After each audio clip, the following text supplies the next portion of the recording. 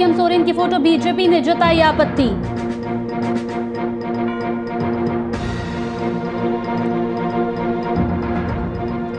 पप्पू यादव की रिहाई को लेकर बुलंद हुई कार्यकर्ताओं की आवाज। बिहार के कई जगहों पर कार्यकर्ताओं ने निकाला मार्च, जल्द रिहाई की कर रहे मांग। पाकुड़ में पुलिस ने जब्त की विस्फोटक से भरी गाड़ी। बंगाल और झारखंड के अंतर्राष्ट्रीय चेक पोस्ट पर पुलिस ने बड़ी कार्रवाई, चालक को पुलिस ने किया गिरफ्तार।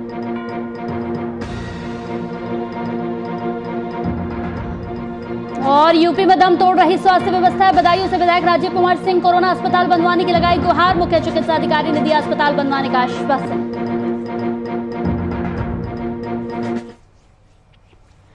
नमस्कार, वीआईपी न्यूज में आपका स्वागत है। आपके साथ हाजिर हूं मैं कंचन। झारखंड प्रदेश में 18+ युवाओं को किए जा रहे वैक्सीनेशन का क्रेडिट लेने की होड़ मची हुई है। प्रदेश के युवाओं को वैक्सीनेशन के बाद वैक्सीन सेंटर पर मुख्यमंत्री हेमंत सोरेन का फोटो लगाकर वैक्सीन कार्ड दिया जा रहा है, जिसको लेकर प्रदेश में राजनीति शुरू हो गई है।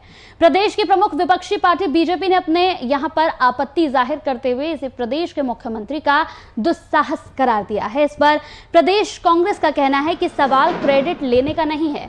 जब राज्य सरकार 18+ के युवाओं के वैक्सीनेशन का खर्चा वहन कर रही है तो सर्टिफिकेट पर प्रधानमंत्री का चेहरा क्यों हो? ये सवाल यहाँ क्रेडिट लेने का नहीं है। जो भारतीय जनता पार्टी लगातार जो करते आई है, सवाल उसका नहीं है। 45+ के जो लोग हैं उसके लिए वैक्सीनेशन केंद्र की सरकार के द्वारा मुफ्त में दिए गए। फिर केंद्र की सरकार ने यू टर्न लिया, एक और जहां उसमें बाध्यता लाया, वहीं वैक्सीनेशन का खर्च जो है राज्य सरकार वहन कर रही है। तो भारतीय जनता पार्टी और उनके शीर्ष नेतृत्व ही कहा करती थी कि 1 नेशन 1 इलेक्शन, 1 नेशन 1 टैक्सेशन। तो 1 नेशन 1 वैक्सीनेशन क्यों नहीं? देखिए, राज्य के अंदर जो अभी तक वैक्सीनेशन की प्रक्रिया चल रही है वो पूरी तरह से केंद्र सरकार की मदद पर चल रही है। चाहे केंद्र की ओर से वैक्सीनेशन सेंटर तक भेजने की बात हो, पूरी मॉनिटरिंग केंद्रीय एजेंसियां कर रही है। राज्य सरकार सिर्फ फैसिलिटी सेंटर उपलब्ध करा रही है जहां लोगों को वैक्सीन दिया जा रहा है। इसके अलावे 18+ के लोगों को जो वैक्सीन दिया जाना था, जब केंद्र सरकार ने कहा कि आप अपने स्तर से भी 50% वैक्सीन की खरीद कर सकते हैं, तो राज्य सरकार ने मानो एक तरह से हथियार ही डाल दिए और सारा दोष केंद्र सरकार पर डाल रहे हैं कि नहीं, अब भी जो वैक्सीन आना है वो केंद्र सरकार ही मदद करे। इस पूरी खबर पर ज्यादा जानकारी के साथ ऑनलाइन पर हमारे संवाददाता शुभम हमारे साथ जुड़ गए हैं। शुभम, वैक्सीनेशन का क्रेडिट लेने की यहां पर होड़ लगी हुई है। सीएम का फोटो लगाकर वैक्सीन कार्ड दिया जा रहा है, जिस पर अब नई राजनीति यहां पर शुरू हो गई है। बिल्कुल कंचन, देखिए 18+ लोगों को वैक्सीन देने की शुरुआत तो झारखंड में 14 मई से हो गई थी, लेकिन ये राजनीतिक तब शुरू हुई जब 18+ के जो युवाएं हैं जो वैक्सीन केंद्र पहुंचकर जो वैक्सीन ले रहे थे, उन्हें एक प्रमाण पत्र दिया जा रहा है जिसमें मुख्यमंत्री हेमंत सोरेन की तस्वीर लगी हुई है। और इसी को लेकर भारतीय जनता पार्टी, जो कि झारखंड में विपक्ष में है, और केंद्र सरकार में जो भारतीय जनता पार्टी है, उन्होंने नाराजगी जाहिर की है। आखिर क्रेडिट लेने की होड़ मची है, ऐसी आरोप लगाए गए हैं। लेकिन वही मुख्यमंत्री हेमंत सोरेन का मानना है कि जिस तरीका से जो मौजूदा तस्वीर है झारखंड में कोरोना को लेकर के, कोविन ऐप से जो केंद्र सरकार के द्वारा जो कोविन ऐप बनाया गया है, उससे रजिस्ट्रेशन प्रक्रिया में काफी विलंब हो रहा है। और उन्होंने सुप्रीम कोर्ट का दरवाजा तक खटखटा दिया है कि सुप्रीम कोर्ट ने गुहार लगाई है कि जो झारखंड में अमृत वाहिनी ऐप बनाया गया, उसी ऐप से लोगों का रजिस्ट्रेशन हो, तभी जाकर के लोगों को वैक्सीन देने की प्रक्रिया अच्छे ढंग से झारखंड में देखने को मिल पाएगी। हालांकि दोनों तरफ से आरोप और प्रत्यारोप का सिलसिला बखूबी देखने को मिल रहा है। अब यह देखना होगा कि टीकाकरण जैसे लेकिन शुभम, अगर इस पूरे मामले पर देखा जाए, यहाँ पर जिस तरीके से वैक्सीन कार्ड दिया जा रहा है मुख्यमंत्री हेमंत सोरेन का फोटो लगाकर, इस पर आकर बीजेपी को आपत्ति क्यों? लगातार बीजेपी की तरफ से ये कहा जा रहा है कि दुस्साहस कर दिया है मुख्यमंत्री ने, ये आपत्ति क्यों शुभम?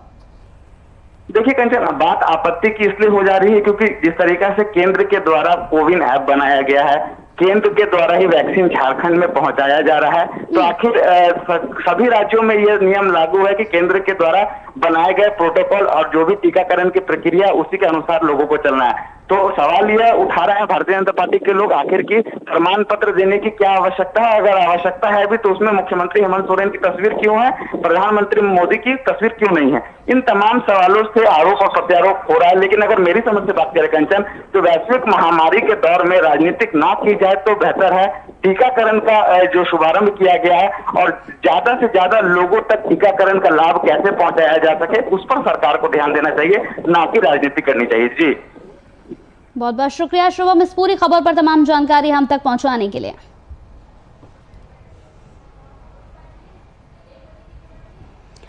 तो पप्पू यादव की गिरफ्तारी के विरोध में जन अधिकार पार्टी के सभी यहां पर कार्यकर्ताओं की तरफ से पत्थरघाट ब्लॉक मुख्यालय में जन आक्रोश मार्च निकाला गया। मौके पर पप्पू यादव की रिहाई की यहां पर जबरदस्त मांग की गई।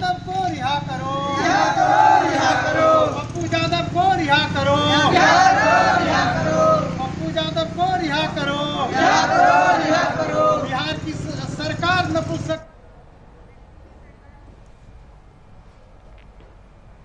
तो बिहार में पिछले 24 घंटे में कोरोना संक्रमण दर घटकर यहां पर 4.12% पर पहुंच चुका है, जबकि शुक्रवार को 5,154 नए कोरोना संक्रमित मरीजों की पहचान की गई। एक दिन पहले राज्य में अगर हम बात करें तो कोरोना संक्रमण की दर 4% 19% थी। इस तरह पिछले 24 घंटे की बात कर ले तो राज्य में कोरोना संक्रमण की दर में 0.7% की कमी दर्ज की गई है। बता दें कि राज्य में पिछले 24 घंटे में 717 कोरोना संक्रमित यहां पर कम मिले हैं। वहीं राजधानी पटना की बात कर लेते हैं। 981 नए कोरोना संक्रमितों की पहचान की गई है, जबकि एक दिन पहले पटना में 1281 नए कोरोना संक्रमित मिले थे। राज्य में पिछले 5 दिनों से नए कोरोना संक्रमितों की संख्या कभी 1000 से ज्यादा तो कभी कम हो रही है।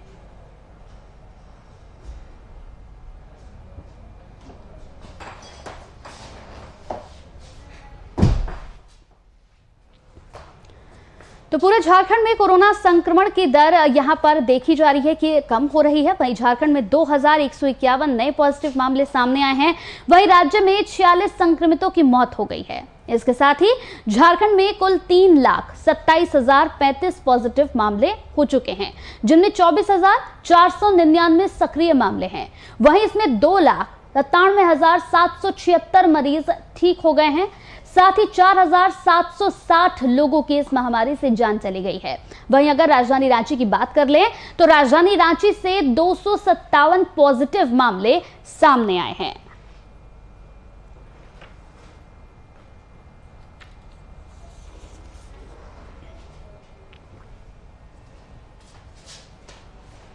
तो कोरोना के बढ़ते कहर में बेकाबू हुए हालातों में ऑक्सीजन सिस्टम अब दम तोड़ने की कगार पर पहुंच गया है, जिसे देखते हुए बदायूं जिले के विधायक राजीव कुमार सिंह ने कोविड-19 यहां पर सेंट्रल 30 बेड कोविड अस्पताल बनवाने के लिए यहां पत्र भेजा था, जिसके बाद मुख्य चिकित्सा अधिकारी बदायूं ने कोविड-19 सेंट्रल 30 बेड कोविड अस्पताल स्वीकृत करवाया, जिसमें सामुदायिक स्वास्थ्य केंद्र समरेर में जनप्रिय दातागंज विधायक राजीव कुमार सिंह ने निरीक्षण किया। निरीक्षण में सीसीटीवी कैमरे, कोविड मेडिसिन, पानी पीने की टंकी समेत तमाम जानकारियां यहां पर ली गई। वहीं दातागंज विधायक राजीव कुमार सिंह ने इस मौके पर अपने निजी धन से कोरोना वायरस की बीमारी के गंभीर मरीजों के इलाज हेतु यहां ऑक्सीजन कंसंट्रेटर की 2 मशीनें दी हैं। साथ ही ये भी कहा है कि ऑक्सीजन मशीन कोरोना के गंभीर मरीजों के लिए यहां ऑक्सीजन की जनरेशन करेगी। वहीं चिकित्सा अधीक्षक समरी डॉक्टर दिनेश कुमार गंगवार ने अस्पताल संबंधित कुछ समस्याओं को भी उनके सामने रखा, जिसके बाद दातागंज विधायक राजीव कुमार सिंह ने जल्द ही नई पक्की सड़क डलवाने का भी आश्वासन दिया। चाहूंगा कि विधायक जी जो भी कार्य करते हैं वो जनता की भलाई के लिए होता है, और मैं अभी नया मैंने चार्ज लिया यहाँ पर, तो विधायक जी ने जो सहायता की है वो अतुलनीय है। और 2 कंसंट्रेटर हमको ऑक्सीजन कंसंट्रेटर दिलवाए हैं, तो बहुत ही इससे जो मरीज आने वाले हैं कोविड पॉजिटिव होंगे उनको बहुत ही सहायता मिलने वाली है, उनकी जान बचाने में बहुत ही ज़्यादा सहायक होगा। तो साथ ही आप क्षेत्रीय विधायक जो राजीव कुमार सिंह हैं यहाँ पे, तो उनसे कुछ कहना चाहेंगे, कुछ मांग रखना चाहेंगे अपने सीएससी के लिए? मैं यही कहना चाहूँगा कि उन्होंने अभी इतनी सहायता की है हमारे लिए, अभी के लिए तो बहुत पर्याप्त है, और मैं ये चाहूँगा कि थोड़ा सा और सहायता करें, जिससे और आने वाले मरीजों को और अच्छा जो है इलाज मिल सके। जो सीएससी में प्रोग्राम रखा गया है तो किस संबंध में रखा गया है?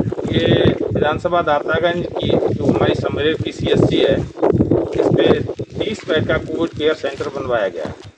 शासन अपनी तरफ से सारी सुविधाएं देने का काम कर रहा है। आज हमने 2 ऑक्सीजन कंसंट्रेटर इनको निःशुल्क दिए हैं, जिससे आने वाले मरीजों को सहायता पहुंचे।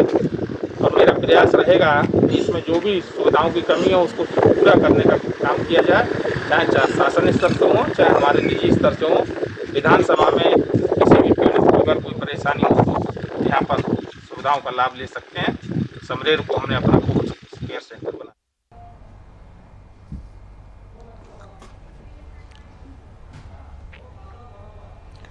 तो बिहार में कोरोना वायरस की दूसरी लहर यहां पर लगातार कहर बरसा रही है। शहरों के बाद गांवों में भी इसका असर दिख रहा है। मुजफ्फरपुर के कांटी प्रखंड के शाहपुर पंचायत के यहां पर सहबाजपुर गांव में बने उप स्वास्थ्य केंद्र की स्थिति इतनी बदहाल है कि वहां कचरे से पूरा परिसर भरा हुआ है। ग्रामीणों ने बताया कि यहां चिकित्सा सेवाएं ठप हो चुकी हैं। इन सेंटरों पर एएनएम को निवास कर ग्रामीणों के स्वास्थ्य पर ध्यान देना और टीकाकरण जैसी गतिविधियां अपनानी थी, पर ये कागजों तक ही सीमित है। मुजफ्फरपुर के लगभग सभी पंचायतों में बने अधिकांश उप स्वास्थ्य केंद्र बंद पड़े हुए हैं। मामले में लोगों का कहना है कि बहुत से लोगों में कोरोना के लक्षण दिखाई दे रहे हैं, लेकिन उनका टेस्ट नहीं किया गया। ना ही पंचायतों में वैक्सीनेशन की कोई व्यवस्था है। ऐसे में एक तरफ सरकार बड़े बड़े दावे कर रही है, लेकिन हकीकत जो है वो तस्वीरों में लगातार वीआईपी न्यूज दिखा रहा है। उप स्वास्थ्य केंद्र का स्थिति तो है कि कभी खुलता ही नहीं है। यहाँ का जो एएनएम है, डॉक्टर है, हमको नहीं लगता है कि ग्रामीण चिंते भी होंगे कि कौन डॉक्टर है, चूँकि आते ही नहीं है, बंद रहता है। तो यहाँ का स्थिति सफाई दयनीय है। और कोरोना का जो स्थिति चल रहा है, इस तरह का दयनीय स्थिति रहेगा तो हम ग्रामीण भी अब बच नहीं पाएंगे। जिस तरह का शहर में स्थिति है वही स्थिति मतलब ग्रामीण में भी वही स्थिति होने वाला है। वैक्सीनेशन को लेकर के सरकार दावे कर रही है, पंचायत में क्या स्थिति है? पंचायत में आज से 20 या 30 एक महीना पहले कुछ लोगों को वैक्सीनेशन लगा, ठीक है ना। उसके बाद उसका कोई कुछ नहीं है। सारा लोग परेशान है कि भाई हम कैसे वैक्सीनेशन कराएं। तैयार है लोग कि हम वैक्सीन ले, लेकिन वैक्सीन ही नहीं है तो कहाँ।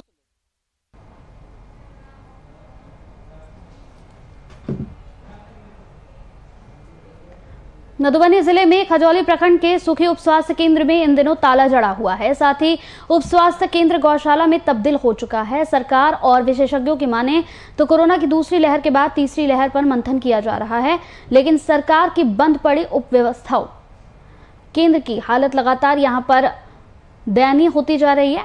तस्वीरों में आप देख रहे हैं उप स्वास्थ्य केंद्र में यहां ताला लगा हुआ है। लोग परेशान हैं, लोगों की लगातार समस्याएं बढ़ रही हैं। आपको बता दें कि यहाँ लोगों का लगातार कहना है, इस बारे में कई बार बड़े अधिकारियों को अवगत भी करा चुके हैं, लेकिन अभी तक किसी भी तरह से कुछ नहीं हुआ। मामला आया है स्वास्थ्य केंद्र का, उस बात की जानकारी हमको कुछ स्थानीय जनप्रतिनिधि, स्थानीय कार्यकर्ता के द्वारा और कुछ जनता के द्वारा हमको इस बात का संज्ञान हमारे नज़र में आया है। और हम इस बात की जानकारी हम स्थानीय प्रशासन जो स्वास्थ्य विभाग के है और सिविल सर्जन मधुबनी और जिला पदाधिकारी मधुबनी को इस बात का हम मामला उनको इस घटना का अवगत हम कराएंगे और वो इस प्रकार का अपना जांच कर आवश्यक कार्रवाई की जाएगी। जो यथासंभव होगा वो कार्रवाई की जाएगी। मौसम कुमार, विधायक प्रतिनिधि, खजौली प्रखंड बाहुबली।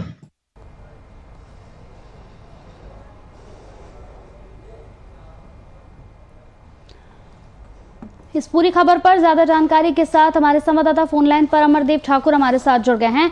अमरदेव, उप स्वास्थ्य केंद्र में ताला लगा हुआ है, गौशाले में पूरा तब्दील हो चुका है, यहाँ पर सिर्फ गाय ही गाय तस्वीरों में नजर आ रही है, जिससे लोगों को काफी ज्यादा परेशानियों का सामना करना पड़ रहा है। क्या इस पर अभी तक कोई कार्रवाई नहीं हुई? किसी ने कोई सुध नहीं ली? कोई अधिकारी यहाँ पर नहीं पहुंचा?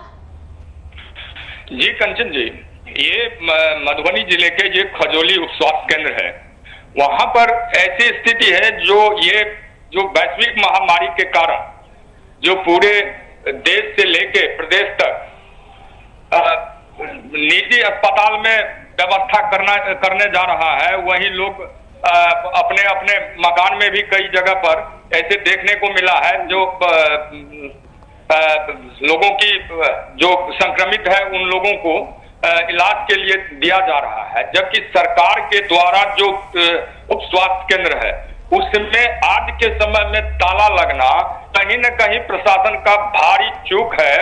प्रशासन, इसका मतलब सीधा है जो प्रशासन अपने अपने जो स्वास्थ्य केंद्र इनके चार्ट पर है, इनके लिस्ट पर जो स्वास्थ्य केंद्र है उसके नजरिया, उनका नजरिया उस पर तक नहीं जा रहा है।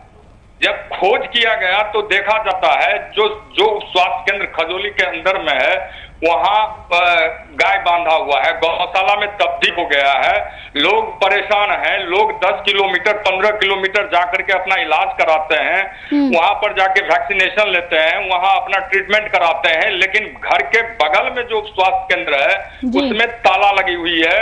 प्रशासन की कहीं से कोई नजर उस पर नहीं जा रहा है।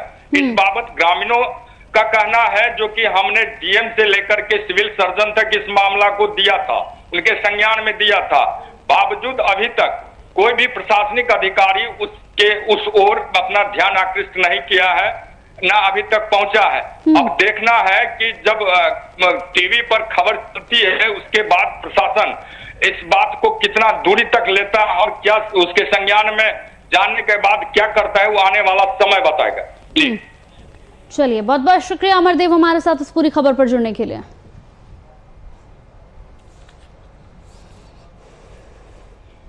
तो बदायूं के कोतवाली क्षेत्र बिसौली में स्थानीय मंडी समिति के पास एक सड़क दुर्घटना हो गई। इस हादसे में 4 लोगों की मौके पर ही मौत हो गई और 2 लोग गंभीर रूप से घायल हो गए। बता दें कि कार के सामने हाथी के आने से ये बड़ा हादसा हुआ। वही घटना के बाद गंभीर हालत में घायलों को जिला अस्पताल रेफर कर दिया गया, जहाँ घायलों का इलाज चल रहा है।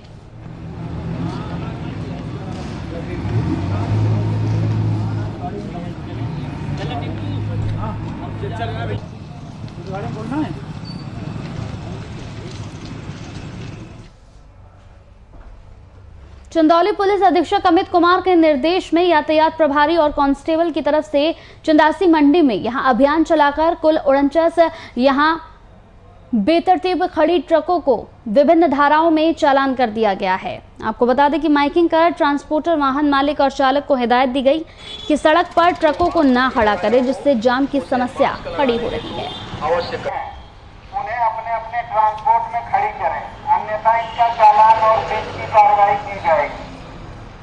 तो चंदौली पुलिस अधीक्षक अमित कुमार के निर्देश में यातायात प्रभारी और कांस्टेबल की तरफ से यहां पर अभियान चलाया गया। यहां लगातार जिस तरीके से ट्रक खड़े हुए थे उन तमाम ट्रकों का चालान काटा गया और जो लोग बेवजह घूम रहे थे उन लोगों को हिदायत देकर चालान काटकर छोड़ा गया। जो मास्क लगाकर आता है। तो एक तरफ बिहार में शराबबंदी कानून पिछले कई सालों से लगातार जारी है और इसके बावजूद पूरे बिहार में शराब का अवैध कारोबार धड़ल्ले से यहां पर फल फूल रहा है। औरंगाबाद के नगर थाना क्षेत्र में गुप्त सूचना के आधार पर नगर थाना अध्यक्ष ने दलबल के साथ छापेमारी की। बताते चले कि इस दौरान वहां भारी मात्रा में देसी शराब भी बरामद की गई। वहीं इस दौरान एक व्यक्ति को भी गिरफ्तार कर लिया गया।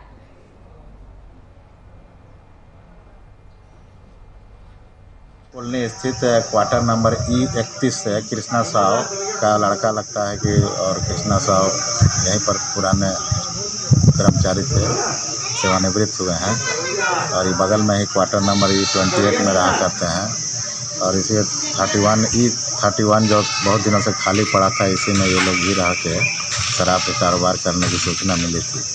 इसी पर हम लोग आए तो शराब की रिकवरी की गई है। टनाका कार्टून का काउंट किया जा रहा है।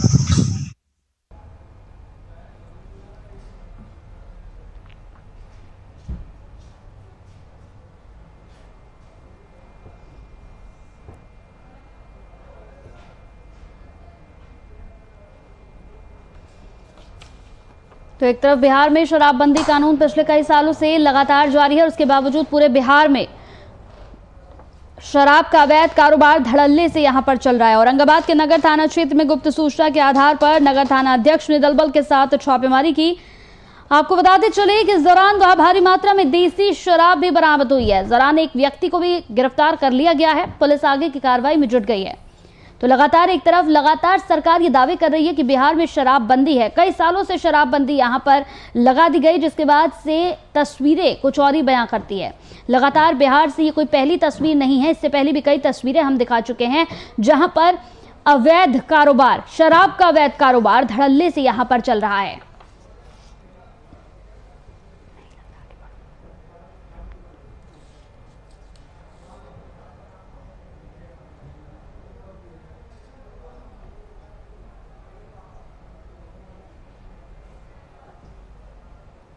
तो पूर्वी चंपारण पुलिस को एक बड़ी सफलता हासिल हुई है। जिले के चकिया थाना क्षेत्र में बीते दिनों हुई लूटकांड का पुलिस ने खुलासा कर दिया है। पुलिस ने आरोपियों को गिरफ्तार कर लिया है। वहीं 5 आरोपी अभी भी फरार बताए जा रहे हैं।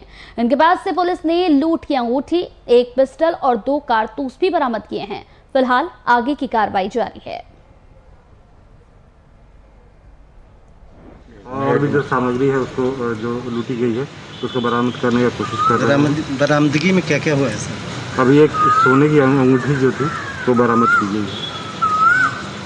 अभी तक कितने अपराधी गिरफ्तार हुए सर इस केस में? इस केस में अभी तक 5 गिरफ्तार हो गए हैं, जो 3 साहिबगंज से फॉरवर्ड हो रहे हैं और 2 यहाँ से फॉरवर्ड हो रहे हैं।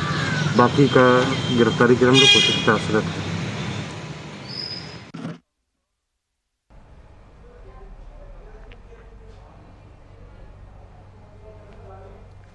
तो पूर्वी चंपारण के केसरिया नगर में ग्रामीणों की तरफ से 2 युवकों की पिटाई करने का मामला सामने आया है। दरअसल युवकों को मोटरसाइकिल चोरी करते वक्त ग्रामीणों ने धर दबोचा। पिटाई के बाद ग्रामीणों ने दोनों को पुलिस के हवाले कर दिया, जहां थाना अध्यक्ष विनय कुमार ने कागजी प्रक्रिया कर उसे छोड़ दिया। सब लोग बोल रहा है कि गाड़ी चोरी किया। आप चोरी किए? गाड़ी आपके पास से बरामद हुआ है ना?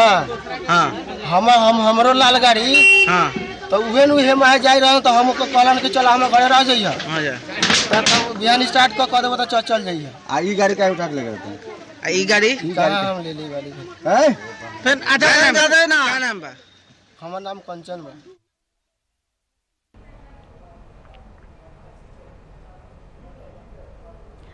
तो गोड्डा जिले के महागामा थाना क्षेत्र में एक अप्रिय घटना होते होते रह गई। दरअसल बसुआ रंगौली वस्त्रालय गली में बिजली पोल से टूटी तार की चपेट में आने से एक नाबालिग बुरी तरह से घायल हो गई। समय रहते ही स्थानियों के सूझबूझ से उसे बचा लिया गया और इसकी जानकारी बिजली विभाग को दी गई। ये सारी घटना सामने लगी सीसीटीवी में कैद हो गई।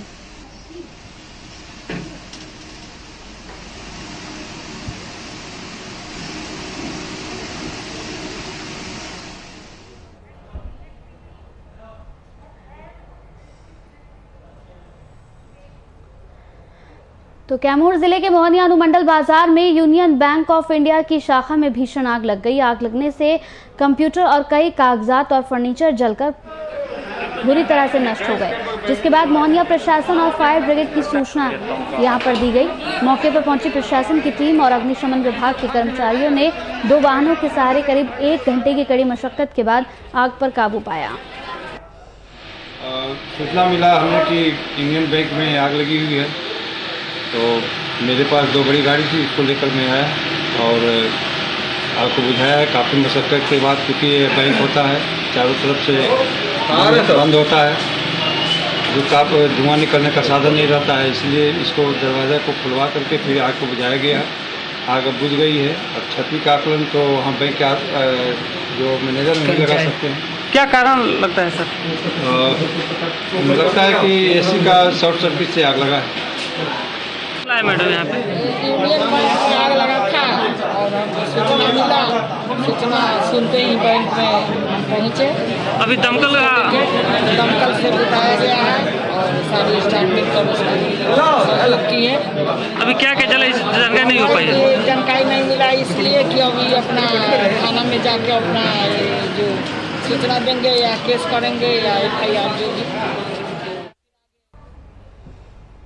तो गढ़वा जिले के रमकंडा थाना क्षेत्र के ओपरटोला निवासी यहां पर रामराज राम का शव खोजबीन के बाद गंगा टोले बिराजपुर के जंगल में मिला। बता दें कि मृतक रामराज राम पिछले 18 मई को शादी समारोह में शामिल होने गया था। शादी समारोह खत्म होने के बाद से ही लापता होने की सूचना उनके परिवारजनों को मिली थी। घटना हुआ है 19 तारीख के, वहाँ से शादी वाला में से घर से गए। 19 तारीख के शादी में से घर से वहाँ से खा पिए, तो रात में खाया पिए। भोर में 7 बजे वहाँ से गांव से अपना समझाना चले। वहाँ से अब जंगल में से कैसे इसको घटना हुआ पता नहीं चला। हम तो इतने जान रहे हैं, इतने देखे हैं। शादी में कहाँ गए थे? कुशवार, लेदरी के वो कुशवार। अच्छा, कितने तारीख को गए थे? 18 तारीख गए थे। 19 तारीख के 7 बजे वहाँ से आपस हुए हैं। 7 बजे वहाँ से वापस हुए हैं। ये घटना की जानकारी आप लोग को कब मिला? हम लोग शाम को मिला। के बाद उनको अब मृत्यु शरीर देखने के बाद हम लोग को अब पोस्टमार्टम कराएंगे। पोस्टमार्टम कराने के बाद जब पोस्टमार्टम रिपोर्ट आएगा तभी इसका निष्कर्ष। फिर भी प्रथम दृष्टया से क्या मालूम हो रहा है? प्रथम दृष्टि से तब पोस्टमार्टम आने के बाद ही पता चलेगा। तो मगध कोल परियोजना में आउटसोर्सिंग का काम कर रहे डीपीआर कंपनी के हाईवा को अपराधियों ने आग के हवाले कर दिया। घटना बालूमाथ थाना क्षेत्र के मगध फेज 3 की है, जहां अपराधियों ने बीती रात डीपीआर कंपनी के हाईवा को आग के हवाले कर दिया।